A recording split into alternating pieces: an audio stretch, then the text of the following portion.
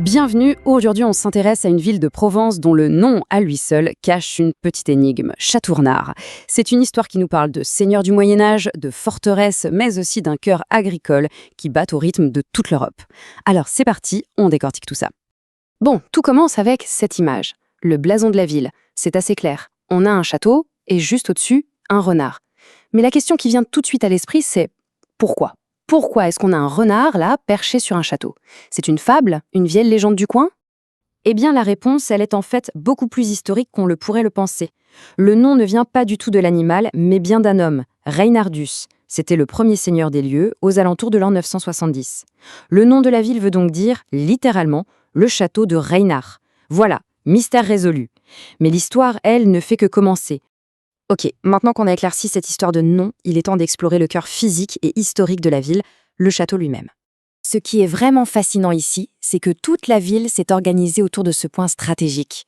La colline du Griffon, ce n'est pas juste une colline, c'est vraiment le berceau de Château-Renard, le point d'ancrage de son identité depuis plus de 1000 ans. Et ces images, elles illustrent parfaitement le passage du temps. D'un côté, on voit la puissance, la forteresse pensée pour être imprenable. Et de l'autre, à l'intérieur, on devine les siècles d'histoire, les batailles, peut-être l'abandon. C'est une structure qui a vraiment vécu. Cette petite chronologie nous donne quelques repères clés. On part du premier seigneur, Reinardus, puis on avance jusqu'au XIIe siècle où le site devient une vraie forteresse en pierre.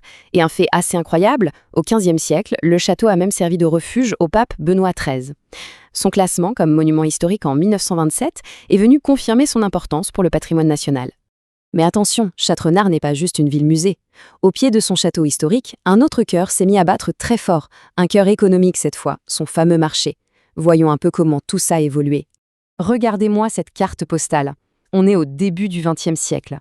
Le marché, c'était déjà une véritable institution, le centre de la vie sociale et commerciale. C'est là, sur le cours Carnot, que battait le pouls de toute la communauté agricole locale. Sauf qu'aujourd'hui, l'échelle a radicalement changé. Observez bien ce chiffre, 180 000. Ce n'est pas le nombre d'habitants, non, c'est le nombre de tonnes de fruits et légumes qui sont échangés ici chaque année.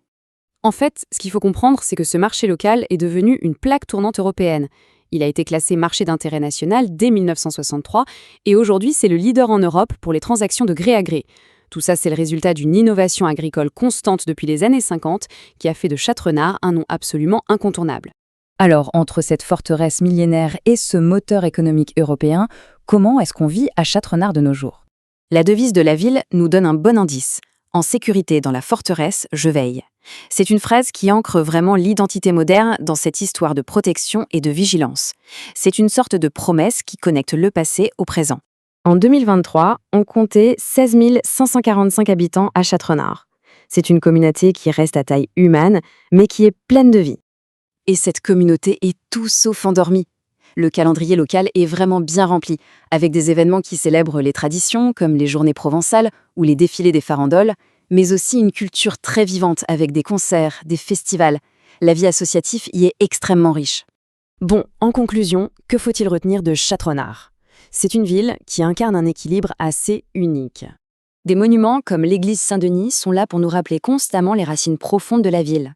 C'est un patrimoine qui structure encore le paysage, autant visuel que mental. Et tout en haut, il y a la Vierge dorée. Installée là en 1867, elle continue de veiller sur la ville.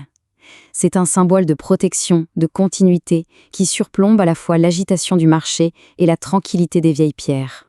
Voilà, c'est ça, l'idée centrale. Châteaurenard n'est pas tiraillé entre son passé et son présent. Au contraire, c'est un endroit où les fondations du Moyen-Âge servent de socle solide à une vie provençale résolument moderne et pleine d'énergie. Et ça nous laisse avec une question un peu plus large. En regardant l'exemple de Châteaurenard, on peut vraiment se demander comment est-ce que le passé d'un lieu, loin d'être un poids, peut devenir la source même de sa vitalité d'aujourd'hui.